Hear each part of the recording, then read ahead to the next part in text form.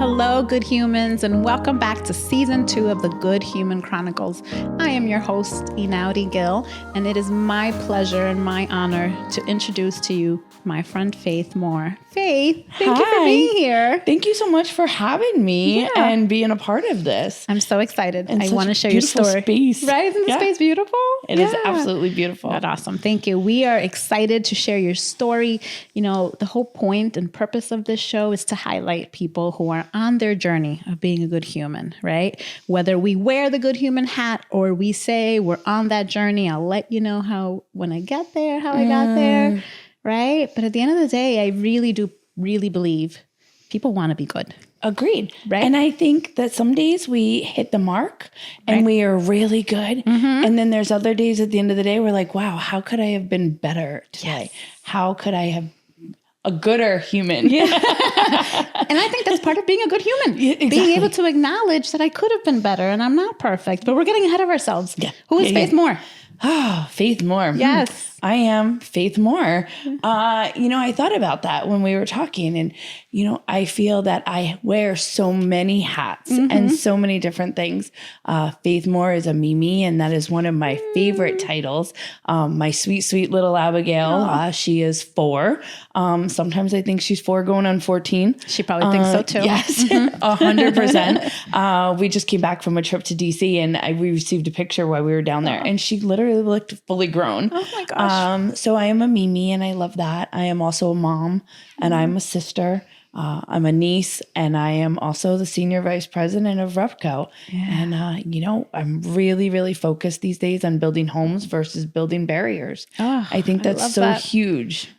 Building homes versus building barriers. Yeah. Oh my goodness. Let's start there. Yeah. Let's start there. And then eventually I want to hear about Mimi, right? Yeah. Because we're going to talk all things faith, but what does that mean to you, building homes? So it means that, home is what you make it. Doesn't necessarily mean to be a homeowner or a renter or where your home is, right? Your home is where you feel safe, where you can go home and you can retreat and recharge for your next quest. And if we're not helping people build a home, then all we're doing is building barriers to block them from getting that home. And where, housing prices right now are a little bit higher than what they were. We have a housing crisis here in New York State. We need more housing. And if we're not doing things to continue to make sure that there's housing, we're just creating barriers. And I want the listeners to know what things we're talking about because you just shared that you were in Washington, D.C. What were you doing in D.C.? Oh, so many, many, many things. We had so much fun. So we went to D.C. along with the National Neighbor Works Association to go and speak to our elected officials in Washington. Awesome. The ask this year is to make sure that Neighbor Works America, which is one of our main funding sources, gets $185 million in the 26 budget, right? So, which is not much more than what they have been getting. But what's really important about that is that it helps fund our organization. We are lucky to live in a state that believes in housing and puts a lot of program money out there. Yeah. We currently right now, my whole team is administering $50 million worth of housing programs all across the Hudson Valley. So used to just be Orange County or Ulster County, but now through the entire Hudson Valley. So we are really lucky to have those programs, but they come with a restricted program delivery and administration costs. Yep. So without the NeighborWorks money, we are not able to continue doing those programs as fast or as effectively as we would. Yeah. So we were in DC to advocate for that, which was my first time on the Hill, which was so exciting. That is cool. Yeah. I need more energy, right? Yeah. But for me, it was so energizing. And then there was also the NNA and NeighborWorks dinner. I am still processing this, but I was awarded as the emerging leader for 2025 from the NNA, from National Neighbor Works Association. Yeah. I'm still processing. Yeah. I mean, that's beautiful. It's well deserved because, we were just having this conversation. You doubt yourself, right? You think you're like, oh, I was just doing my job, but you're not just doing your job. You are doing your job and beyond. And your job is a pretty important, amazing job because you are working on creating homes, right? And what an example to give to others of something you can do, right? Yeah. Throughout the season, actually, one of the patterns that I have found with all of our guests is that they talk about community service. Absolutely. They talk about the importance of giving back, right? Some can do that with their pockets. Some can do that with their voice. Some can do it with their time. Some can do it through their networks, their resources, but all of our resources are differently. So thank you for sharing. Yeah. And thank you for being out there and advocating. Thank you. And congrats on that award.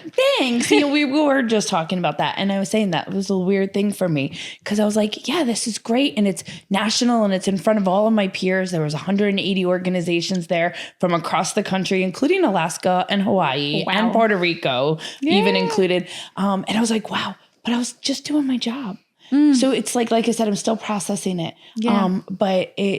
And I love what you just said about community service and being able to the different ways that we do that. And there are some ways where I'm just going to give money to this what's happening. And there's other times, really, really happy. I've been serving 5 years now on the committee for the Orange County Leadership Prayer Breakfast, which for me is like one way to always be giving back to the community. Tell us about that. What's that like? Oh, it's invigorating and beautiful because we're able to get people of all denominations to come together under one roof and just pray for our leaders. And I think that in itself is just beautiful. Yeah. And every year I have somebody who has never experienced that and always leaves and wants a little bit more. Yep. So then that just means I'm doing my job. Yes, exactly. And think about that. And, one of the things that as women, right, so many of us are uncomfortable when we're recognized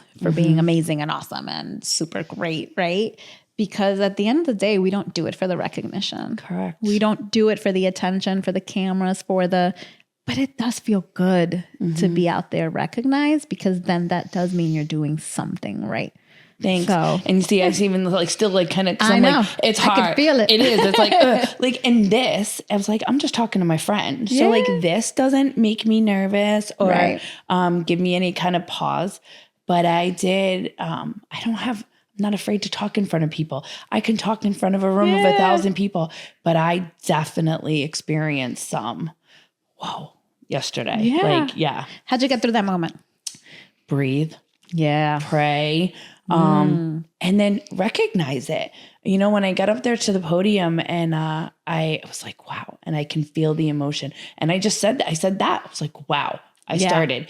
And I was like, I'm so grateful. And then I was like, and a little bit emotional because I can feel it. Like I was getting ready to start in your to cry. body and it's coming. And then once I recognized it, took a deep breath and I was good. Oh, I love that. Thank you. And on that note, I want to talk about the things that move you, the things that inspire you, the things that make you who you are, right? So I've got multiple questions. But let's start with... I have multiple stories.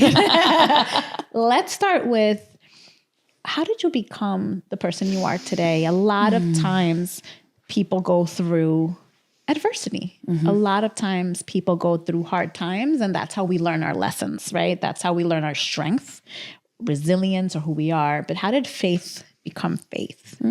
Well, I think faith is still becoming faith because I think I am evolving every day. I think the person that I am today is a little bit different than the person I was 5 years ago when I was a wife. But then that person is even different than the person 10 years before that. And definitely the person I am today is a lot different than the person I was 19 years ago. I struggled with a drug addiction for about 5 years. Did all of the things that went along with a full drug addiction. And suffered some consequences with that. And it just all of a sudden one day I was like, I don't want to live this life. going through the addiction though, I remember there were some times when I would pray, God, let this be the hit that kills me, because I don't want to live like this anymore. But I didn't have the strength then to get out from underneath it. Yeah. And then when I finally had the strength and was like, yeah, I don't want to be back here ever again. This is not what I want to do anymore. And really just prayed for God to remove that from me. And it has been, and I don't want to ever sound like, oh yeah, he removed it and it was like all easy. great. Yeah. Here we go. Yes. Like the urge to do the drug was removed from me, but that left all of the pieces of the insecurity, all of the pieces of childhood trauma, right? Like not to sound all like new agey or, but it's what it is. It is really what it is. And the things that we have gone through, and not that it's either a crutch or like I'm blaming like, oh, this happened to me, so that's why I did this. It was that I just wasn't strong enough to deal with it or learn the appropriate coping mechanisms. So I had to start dealing with all of that going forward. Yeah. And then see, as I said, I change. I'm a different person all the time. And I feel like there's certain things that I add into my life and then I remove from my life. There's people that I add into my life and there's people I remove from my life. Yeah. I am very, very blessed that I have friends that have been friends for a long time. And then I have friends that I meet that are newer friends that I feel like I've known for a long time. Yeah. And so I think all of that has brought me to who I am today. There are still certain things, and that's why I say that I'm still becoming faith, because there's things that I just learned very recently of some trauma that happened during my addiction that I did not know happened. Wow. And I was like, wow, like, and then now to process that and to recognize what that is and, how that changes me or how that changes the other person that was involved or how that changes our relationship. But at the end of the day, I truly believe that I was called into this work that I do. And I went through those things so that I can help somebody else. Aww. And I've always just felt that if I can show that one person that there is life after recovery, that you can still do all of these great and wonderful things. You don't need the drugs to be able to do them. Oh, that's incredible. Man, so many places I can go there. First of all, thank you for that authenticity, for sharing that part of your story, for being you. Thank you for being you and being willing to say these things out loud. Thank you. Because you are absolutely right. There's someone watching right now. There's someone listening right now who needed to hear that they are so much bigger and more than the addiction. Absolutely. Right? That there's a life right after. There's a life. There is. There is. And it's life. And life happens, right? So, and it's just life itself, whether it's good, it's bad. I say all the time, I think you and I have maybe had this conversation at drop off, and living the dream. And I feel like I am living the dream every day.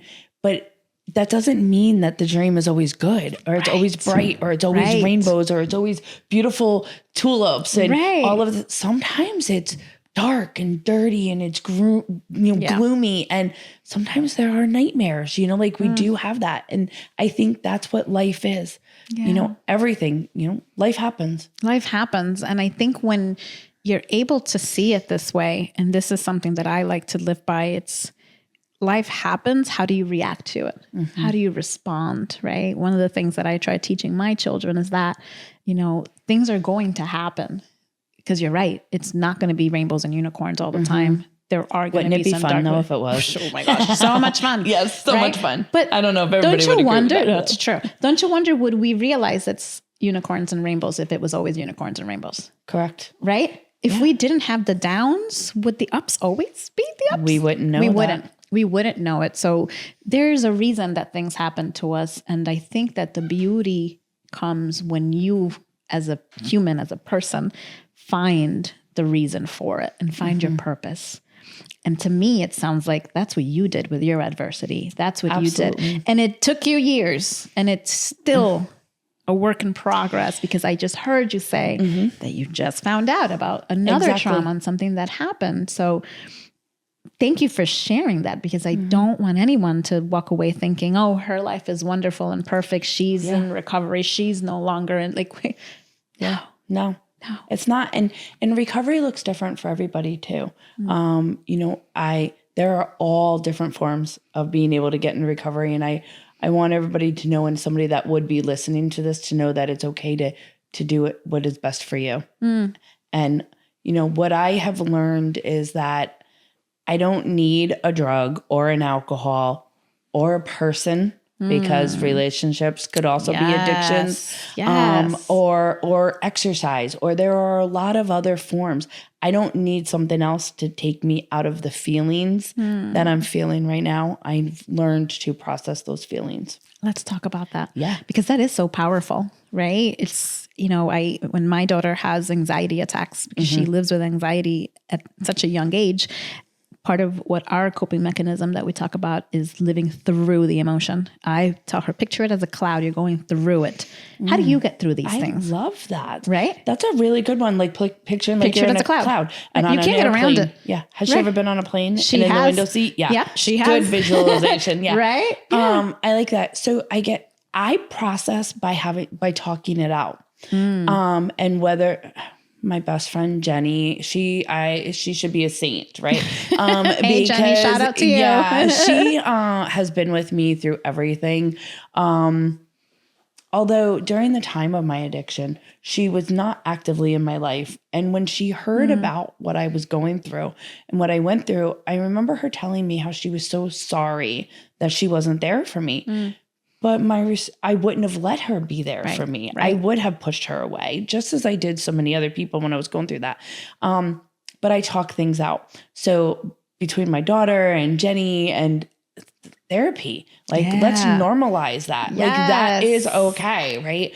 And it is totally. So I talk it out and go through it. But when I don't have anybody to talk it out, I pray, as I said, because to me, that's also talking it out. Absolutely. And I try to not make any big decisions when I feel overwhelmed by them without sleeping on them first. Because I have learned that when I make a decision based on emotion instead of a fact, it's not usually the best outcome. There's lots of lessons for us to learn in life. That is one of them. Yes. Still evolving. Yes. But yeah. So, and exactly like we just said, going through it without actually identifying it, like just feeling the feeling. I love that. I love that. Would you consider that self-care? And if so, what other forms of self-care? What are other things that you do for yourself? God, I don't want to be the advice giver on that, because I think I sometimes fail. And again, it goes back to the always becoming faith, right? Yep. So I've been trying new things, doing new things, eating, trying to be conscientious of the food that I am putting into my body. Protein has been something that I have added into. Not saying that I never ate protein, but definitely not enough. So I've been making a conscious effort to hit 100 grams of protein a day. And it has transformed the way I feel, so that when I don't get that much, now my body feels sluggish. So, that watching what I put into my body, having some kind of exercise, and, not working 15, 16 hours a day, but that's a thing. Yeah. But that's what I'm saying. I'm like, I can't really give advice on that, because I do that. And that was one of the things I was just joking about in my acceptance speech, was that, my family has to sometimes call me and say, why, my daughter, Mom, why are you still at work? And it will be like 8:30 and I'll still be at the Kingston office.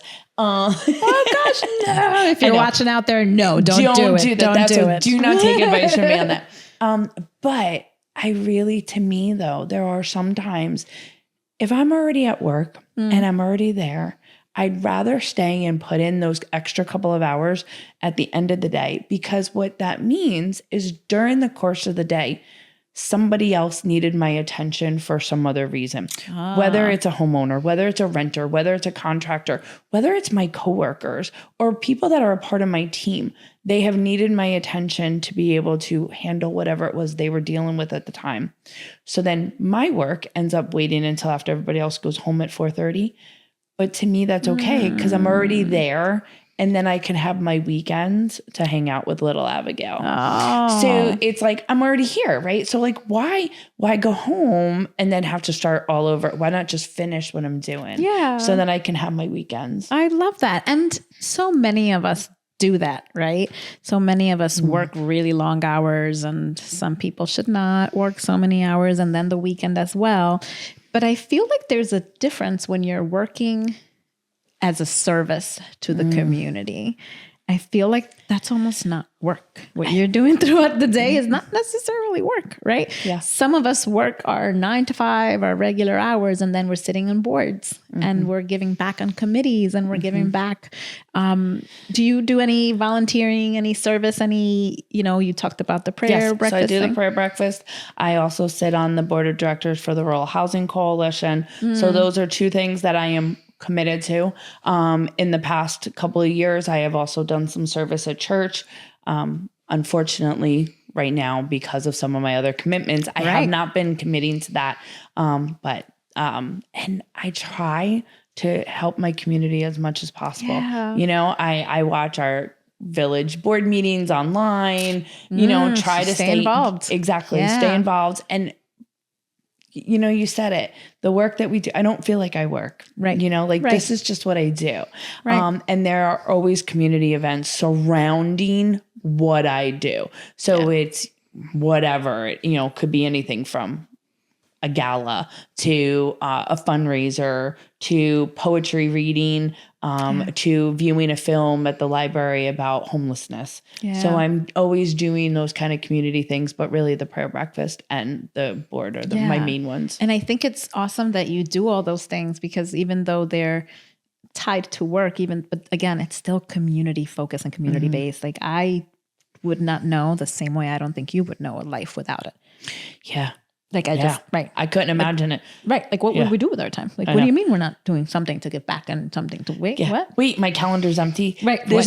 Is that a possibility? Is it syncing properly? Right. Something must be wrong if it's empty. Something must be wrong. I usually say that, like, wait. And this weekend is one of those weekends that I don't have anything. Nice. And this week has been unusually busy. Yes, my weeks are busy, but like this was really busy. Some are unusual. Yeah, like with driving down to DC, and then again, I was so energized about it. I have done this type of stuff in New York State for years. I very vividly remember my very first time going to New York with my mom, who actually started the nonprofit that I started working in. We can get into that story. Yes, please. But she brought me to New York for an advocacy day. And right as we got there, and she was just like, oh yeah, just follow me around. We're going to go talk to our elected officials, and we're going to talk to them about the normal thing that people do every day. Yeah. And we're just going to talk about our funding and why it's important. I was like, okay, well then when we get there, she got a call from HCR, which is one of our main funding sources for New York money. And they needed her to come to a meeting in person. And she was like, this is Barb and this is Kevin. Just stick with them. They'll help you out. And that is how I met Kevin O'Connor for the first time that time. And I did. I just followed them around and I was like, oh, I like this. Like, cool. I really love this. So I have done that numerous times in New York State, but to actually get to go to DC and do it. Yeah. I was like, wow. That's pretty awesome. This is great. National advocacy is such a different game ball. It's different everything. Yes. And I mean, I want to say, yes, we are in a weird political times right now. Definitely are. And, I've listened to some people when we were there at DC call them bizarre. I've listened to other people say, oh, this is normal. Everybody. And at the end of the day, regardless of whether you think this is normal or whether you think that these are bizarre times, it's new. Right. So the perspective that we have, it's so easy for me to fall down this rabbit hole of either I'm really charged about something or I'm not charged about anything. And then to keep my perspective of, okay, it's new. Yeah. So I'm going to sit back. I'm going to breathe. I'm going to try to observe without absorbing, which in this political climate has been a lot of practice, a lot of breaths, a lot of We need deep breathing. self-care for politics and this climate. We do. Everybody's divided on everything. It's true. Yes. It's true. Everything. So whether it's on the national scale or even on our local scale. Even on our local scale, 100%. Yeah. I want to ask you, what inspires you? What motivates you to get up every day and do 15, 16 hours? What motivates you to be energized about going to DC and everything we've talked about? What gets you going for this? That's a really good question. Because it's going to sound so cliche. Oh my gosh. I know this is so cliche-ish, but it's the people that I'm helping every day. And I know that that's not the right answer, right? Or it's it's the answer. Because I don't look at it as, I have to set my alarm tomorrow because I have to get, and I normally don't ever set an alarm. I usually wake up at the same time every day. Okay. There are times of I know I have to be somewhere. Yeah. I do anyway, just because I'm always, just in case. I don't want to trust it. Yeah. Yep. But I've never been I have to set my alarm tomorrow because I have to go to work. Do you remember the old commercials? I have to make the donuts now. Yes. And they go walking in. I've never felt like that. Yep. I just wake up and I'm and I think that's why I'm a morning person. Because at the end of every day, I know that I have helped somebody have a safe, decent, and affordable place to live. Whatever that looks like. Yeah. Even if it was just a conversation and somebody was able to ask me a question and I gave them information, right down to awarding somebody a grant to be able to fix their home that can't afford it. And we have seen so many stories. Somebody we helped, they had a leak in their roof for so long that there was mushrooms growing out of the ceiling. Wow. And we had to help, to help them get into better living conditions. Yeah. Because mushrooms means mold. Molds means illness. It's not just there's a leak. There's consequences to these things. Correct. And not knowing that. And there are some times we don't know what we don't know. Right. Absolutely. So if that's not what you have grown up with or that information, you don't know what you don't know. Yeah. And the opposite is you only know what you do know, So if you're only growing up in certain environments, or if you're growing up only with abuse of any sort, that's what you know, right? So you don't know that there's a better way to be treated. Oh, so I feel that. Yeah. Yeah. No, thank you for saying that, because it's the truth. It's something that so many people battle with, and so many people also don't realize, because when you don't know, you don't know. Right. 100%. Let me ask you, because you are officially a good human, because you are on the Good Human Chronicles. Oh, yes. Officially. Yes. Thank you. So, when you see me fail, just remind me that I can start over again tomorrow. That's part of being a good human, my friend. And it's also okay to start over every hour. I say that. Yes. Set an alarm. It's a new day at 4 p.m. There you go. Yeah. Quite often people ask me, how are you doing? And I say, I'm doing wonderful right now. Ask me again in 2 hours and it may be a little different. And I'm being honest, it may. But I am doing great right this moment. Yes. Or not so great, but ask me again in an hour and maybe I will be doing great. I think that's so important. Mm-hmm. Someone said something to me a while ago, and I'm going to completely not get this right, but it's, don't judge me by the chapter of the book you meet me in. I love that. Right? Yes. Right? Because that's what we're always evolving. We're always changing. And I love what you were just saying too, that I'm doing good right now, because one phone call could totally change. Wait, what? Right. What? And it doesn't mean that I'm not okay, or that I'm not a good person, or that I don't care. But sometimes we react. Mm-hmm. And part of my journey of becoming faith is always to being proactive instead of reactive. Yeah. But sometimes that can be a fault too, because I want to plan out too much, because I want to prepare for the worst and expect the best. Yeah. But so that, keep balance. So I think that's the theme of my life these days, is balance. And I don't really know what the balance is. So today the balance might be, it's been a long week. When I get home, I might crawl into bed and binge watch shows all day tomorrow. That's it. Or I might wake up and say, I'm going to go up to Cragsmore and go hiking. Oh, I love it. Right? I love it. Like you just don't know. You don't. Or, you don't. Hey, Abigail, is your calendar free? Can you come hang out with Mimi for the day? Yes, I love that. So to close us out, what are 2 words to be a good human? Reflection and resilience. Reflection and resilience. Faith. Thank you. Thank you so, so much for being who you are, for sharing you with the world, for being so honest, and for being authentic and just being unapologetically so. Thank you for doing this and allowing people like me and other people that are good humans to be a part of this, because you are the definition of a good human. And we are so lucky to have you in our lives. Thank you. Thank you. Well, friends, you've heard it all. Not all, because we didn't get to so many questions that I had, but time flies. But you heard the incredible Faith Morris share her journey on being a good human.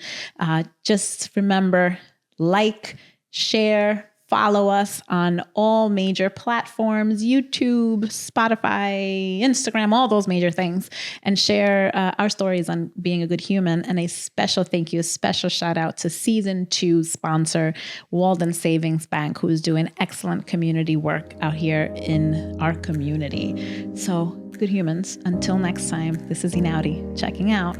Thanks for watching.